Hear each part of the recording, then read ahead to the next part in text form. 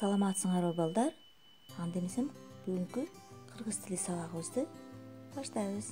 Бардыгыбыз китептерди саздап, татынакай болуп даярданабыз. Тазалыкты сактасак, жугуштуу оорулардан да сактанабыз. Анда эмесе бардыгыбыз тазалыкты сактайбыз жана ошондой эле маанайларды көтөрөбүз. Татынакай мектебим, дайым сени дегдедим, таза сулуу жазууга даяр менин дептерим деп кыргыз тили дептерлерибизди саздайбыз. Сабактын темасы көнүгүү иштөө. Сабактын максаты көнүгүүлөр иштөөнүн жолдорун билип аласыңар, тапшырманы так аткаруу көндүмдөрүңөрдү өнүктүрөсүңөр, сарамжал тыккан болуп сулуу жазууга үйрөнөсүңөр.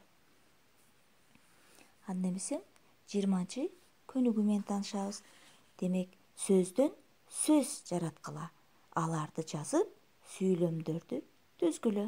Демек, бизге мектеп деген сөз берилиптир, балдар. Андан биз сөз табабыз. Мисалы үчүн, биз кеп деген сөздү алалы. Кеп деген сөздү эми сүйлөмгө айлантабыз. Атамдын кеби эсиме түштү. Мына ушундай кылып биз сөздөрдү алып, мектеп деген сөздөн жаңы сүйлөмдөрдү түзөбүз. 21 көнүгүү. Боштукка кашадагы тамгалардан бирден коюп жазгыла. Кандай сөздөр түзүлдү? Алардын маанилери бирдейби? Түшүндүргүлө. Анда эмесе из, ил, ит, ий, ич, иш. Той, жой, кой, той, сой, чой. Мынакей балдар. Эми тапшырманы алып алалы.